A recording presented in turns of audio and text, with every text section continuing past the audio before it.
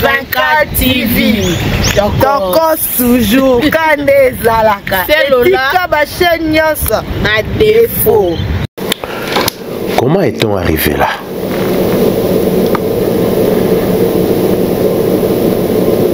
Comment si vite comme ça l'histoire s'est répétée?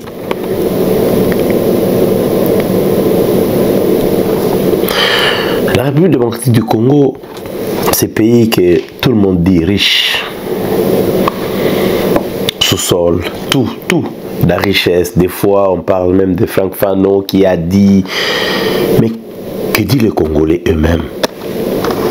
Ma grande question, comment est-on arrivé là? C'est si vite qu'on est arrivé. C'est très vite. Comment on n'a pas tiré les leçons du passé? Toutes ces leçons des Mobutu, des Kabila Laurent, des Kabila Joseph. Et après avoir été très longtemps dans l'opposition, comment nous n'avons pas pu changer cela? On dit toujours que l'histoire se répète. Mais il y a la grande question. Que faire pour que ça n'arrive pas? La République démocratique du Congo connaît un tournant dans son histoire. Mais ça s'est déjà passé. C'est pareil. Ça ne change pas. Ça vient si vite. Hein? Ça ne change pas. C'est venu et aujourd'hui on nous parle de Bukavu. On a tout simplement marché sur Bukavu. Mais nous, on ne voit pas tout ça. On ne voit pas les dire. On ne voit pas ce qui se passe. On s'est dit, ça devait se passer. On l'a dit plusieurs fois, que ça devait se passer. Aujourd'hui, si nous parlons de ce qui se passe maintenant là, ça va encore se répéter. Mais il faut qu'on rappelle pourquoi c'est arrivé. Avant d'arriver, comment on peut l'éviter? Quand vous avez des mauvais dirigeants, les signes sont clairs. La République démocratique du Congo n'a pas de dirigeants. Les hommes politiques congolais, ce sont les hommes les plus petits au monde. Ils vivent dans un pays impossible, un pays qu'ils ont laissé, qu'ils ont abandonné. Ce sont des gens qui veulent tout avoir. Moi, des fois, ça m'étonne. Tu arrives à Kinshasa, tu vois quelqu'un, on dit intellectuel, il a étudié, il a fait des grandes écoles. La majorité sont des professeurs d'université avec 5 voitures, 6 voitures. Qu'est-ce qu'il en fait? C'est comme des téléphones. Chaque année, il y a un nouveau téléphone qui sort. Et chaque année, il y a des séries de voitures qui sortent.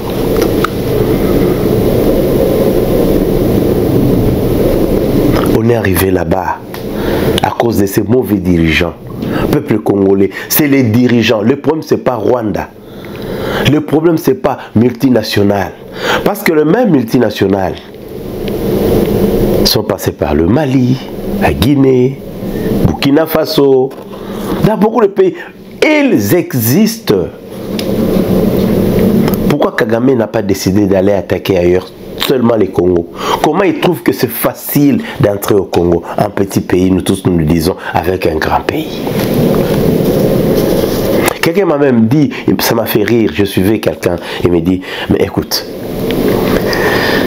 le même Chinois qui travaille en Afrique du Sud, le même Chinois qui font des routes en Abidjan, en Côte d'Ivoire, ils viennent du même pays, la Chine. Mais les routes qui sont de l'autre côté sont différentes des routes qui se font de ce côté-ci. Ça ne vous dit rien? Quelque chose est passé par là, l'incompétence. Les dirigeants congolais à tous les niveaux, tous ces dirigeants-là,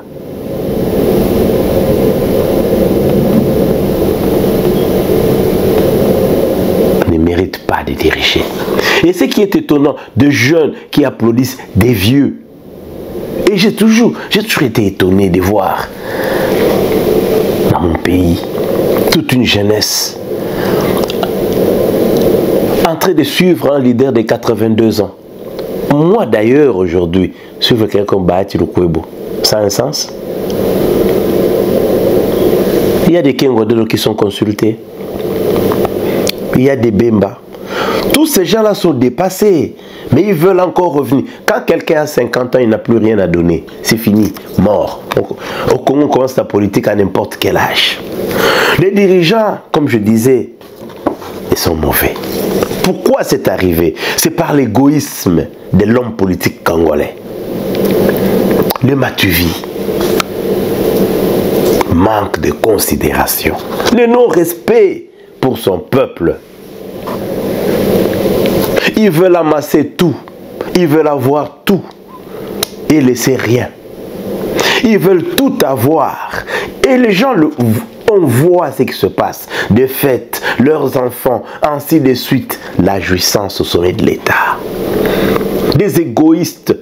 90% de la population souffre, vous regarde circuler dans des belles voitures, aller partout. Vous voyagez, vous postez vos fêtes, vos sagas, tous vos enfants étudient en Europe, aux États-Unis, en Amérique du Nord, en Australie, pourquoi pas dans certains pays asiatiques, en Inde. Les écoles du Congo n'ont pas de bancs, n'ont pas des enseignants, pas de salaire. La fonction publique se débrouille. Or, la fonction publique, c'est la base même du développement du pays. L'argent de l'État, taxe de l'État. Vous avez un chef de l'État qui se réveille le matin et vous dit 1 million, c'est quoi? On arrête quelqu'un, on les fait sortir parce qu'ils sont de clics, sont des mèches. La population souffre, pleure depuis très longtemps. C'est pourquoi c'est arrivé. Quelqu'un me pose la question jusque-là, je viens de voir ça. Mais qu'est-ce qui est arrivé? Mais non, mais on marche. Les gens quittent Rwanda. J'ai vu un gars, triste personne, je lui ai même répondu, je ne cite pas son nom. Il dit, Congolais, vous applaudissez Nanga Kia. Mais ils vont entrer, ils vont aller partout comme ça par l'égoïsme. La population ne se sent pas intéressée. La grande question est la suivante.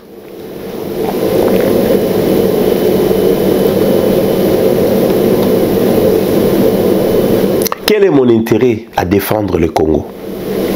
Quel est mon intérêt? C'est ça la grande question. C'est ça ce que le peuple pose comme question.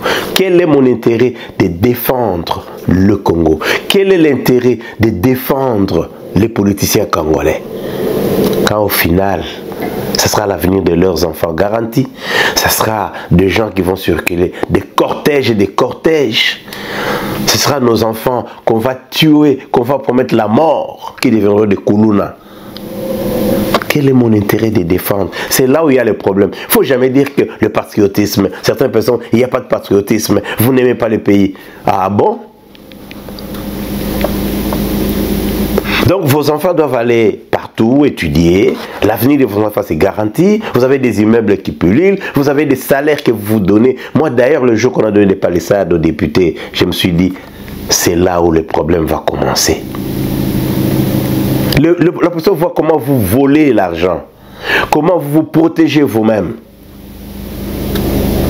Lampadaire. On rentre dans 100 jours.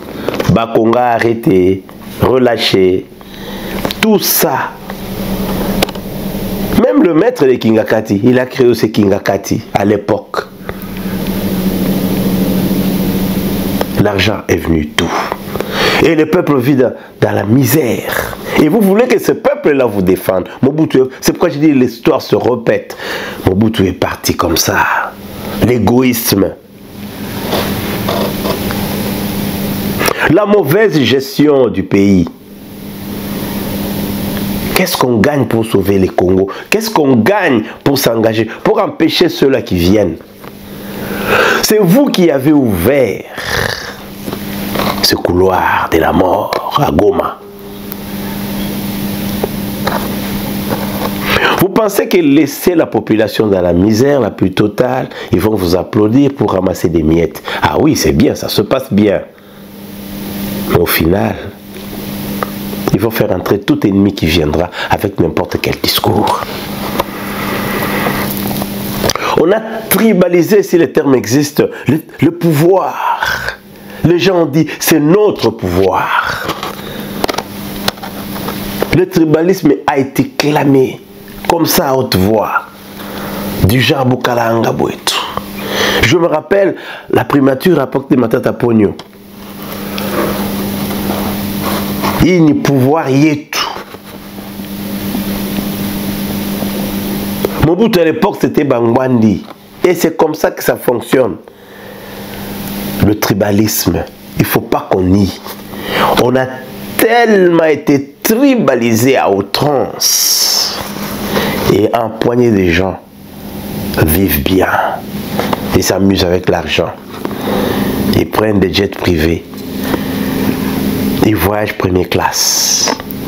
Ils font des fêtes même à l'occasion de rien. Et tout ça c'est publié, le peuple voit. Et tu verras le même petit peuple qui dit ce sont des êtres humains, ils peuvent se réjouir. L'éducation est bafouée. On ne paye pas l'enseignant, mais on veut un niveau élevé. Évidemment, c'est normal. Quand mon enfant n'étudie pas là-bas, pourquoi je dois me soucier? On prépare leurs enfants pour revenir diriger les autres, les héritiers de l'Afrique contemporaine, les reines des enfants, des pères des nations.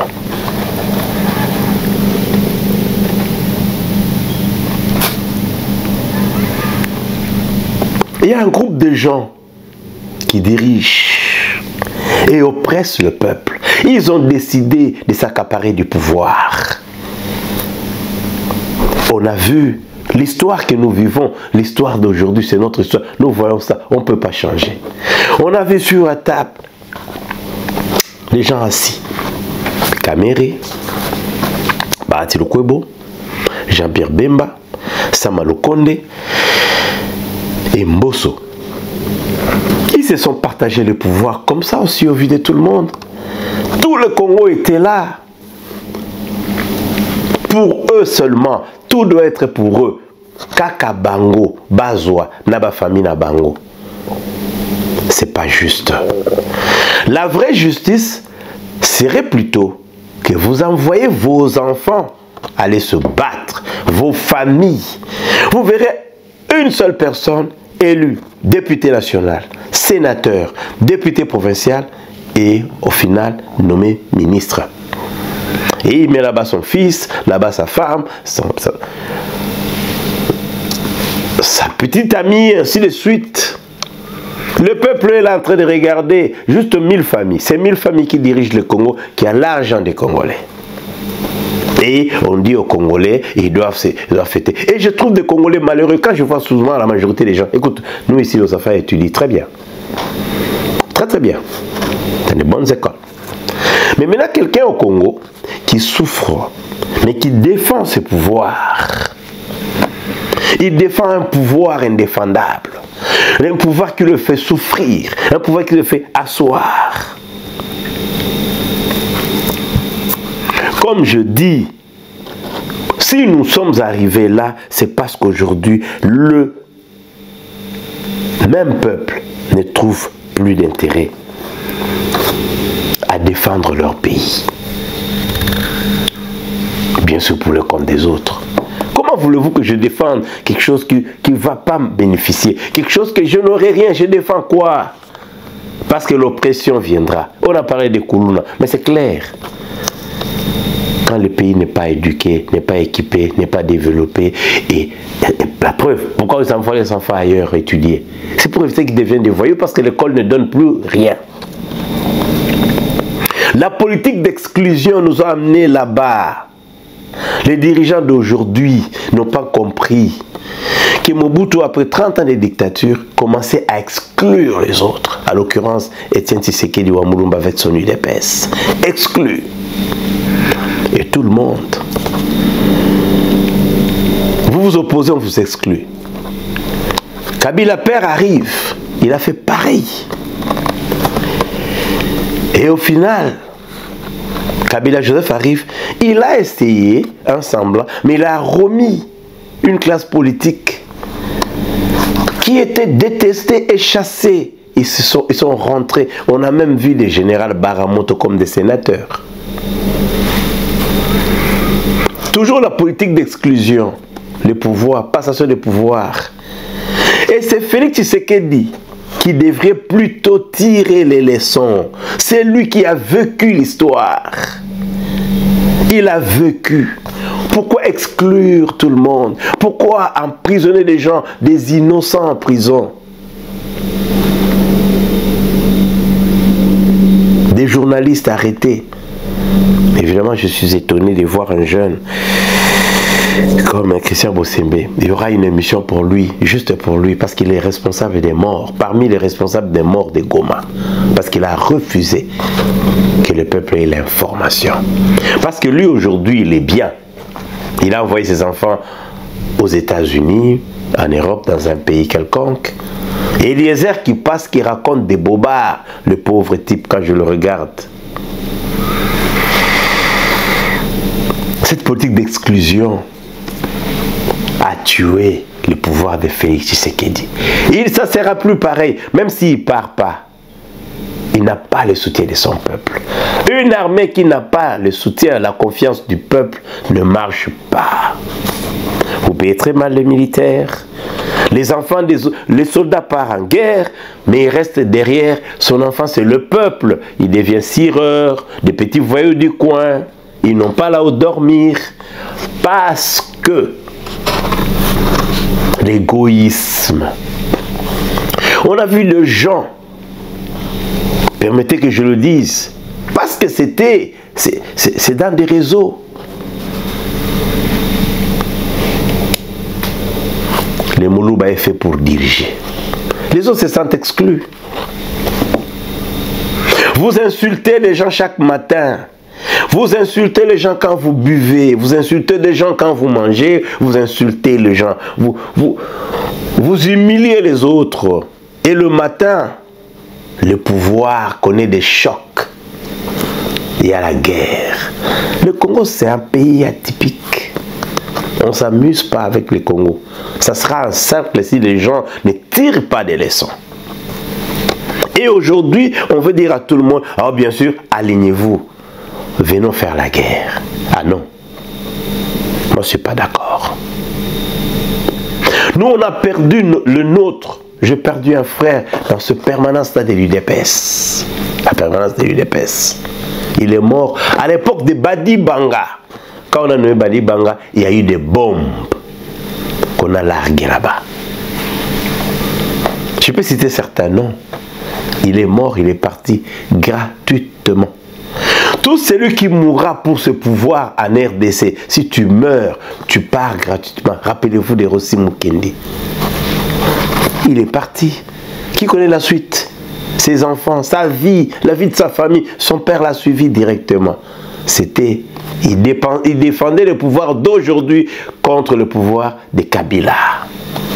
Joseph. C'est cette politique-là d'exclusion. Mais le peuple, vous resterez comme ça jusque quand? Le Congo est arrivé à un état. Pour que cette guerre finisse, c'est simple. La guerre finira tout simplement quand les Congolais vont décider de prendre les choses en main. C'est-à-dire chasser tous les politiciens. Ne suivez pas des hommes politiques derrière quand vous n'avez pas d'hôpitaux, d'écoles, pas d'électricité, pas d'eau, pas de transport, rien. Mais écoute, le monde se moque des Congolais, des jeunes qui passent à la télé. Et aujourd'hui, vous entendez encore les gens dire changement de la Constitution permettra que les pays avancent. C'est le jour où on a poussé les pions très loin. Changement de la Constitution. C'est ce qui a créé ce qu'il y a aujourd'hui. Quand vous ne tenez pas la parole, personne ne vous croit. Même celui qui peut vous aider ne le fera pas. Partout où nous passons, nous demandons. On a eu la chance de poser des questions à certains politiciens. Ils disent, les policiers congolais sont véreux. Les policiers congolais sont égoïstes. Ils ne tiennent pas la parole. On n'a jamais vu, ils disent toujours, on n'a jamais vu des dirigeants qui n'aiment pas leur peuple, qui n'aiment pas leur pays, qui détruisent des pays comme ça. Quelqu'un va avoir tout. Et finalement, nous savons qu'il va tout perdre celui-là. La politique d'exclusion, l'égoïsme. Et aujourd'hui, on veut encore chasser Kamere, c'est un dossier qui viendra. On veut encore mettre Kamere derrière ou devant Félix, un autre caillou. Kabound en prison, qu'est-ce que vous avez gagné aujourd'hui? La paix se gagne, peuple congolais. Maintenant, quelle devait être la solution? C'est un pays qui doit être dirigé différemment. Le jeune, réveillez-vous. Pas nous. Pas nous. Nous, on a fait notre temps. On a fait notre temps. Il faut que la gestion du pays soit maintenant remise entre les mains du peuple. Il faut que la fonction publique puisse être le gérant de biens des Congolais. Si aujourd'hui nous avons des politiciens qui ne gèrent pas l'argent, qui sont payés comme tout le monde, il y a des structures qui peuvent se créer. On crée des structures, des ONG qu'on crée pour que le budget du pays ne puisse pas être entre les mains des politiciens, ça ira. Pour que les policiers ne puissent pas aller en banque, appeler, allô, donnez-moi tel argent. Non, ils travaillent, on lui paye par une structure que le peuple peut créer. Ça sera possible au Congo. Parce que celui qui viendra, même si c'est Nanga, même si c'est n'importe qui viendra, le peuple congolais, dans son attitude, ça sera pareil. Parce que devant l'argent, les dirigeants congolais tremblent. Ce n'est pas assez pour eux. Ça ne suffit pas. Donc, il faut qu'il y ait des structures comme ça. Il faut qu'il y ait une certaine révolution. Parce que là, la tête du Congolais, je dois dépasser, aller là-haut. On peut parler de Katumbi, il ne changera rien parce que lui-même, au Katanga n'a pas changé. Il était égoïste lui-même. Il avait Hakuna Matata, il faisait tous les petits commerces. Il a amené des Chinois, ainsi de suite, le carré minier, tout ça. Évidemment, comme aujourd'hui, Nanga se bat pour ces carrés miniers. Donc, en fait, je disais, il faut qu'il y ait des structures concrètes. Il faut qu'il y ait quelqu'un qui arrive avec une solution. Les policiers congolais ne doivent pas avoir l'argent à main. Il faut que l'argent, le budget du pays, puisse être dirigé par une autre structure concrète. Et la société civile, la fonction publique, la redistribution de Yamuto qui est congolais puisse être distribué équitablement. Qu'on donne le salaire de l'enseignant à tout ministre. Parce qu'on leur a donné tout, des millions. Ils n'ont rien fait. Et aujourd'hui, tout le monde est étonné pourquoi la guerre entre. C'est cet égoïsme ici.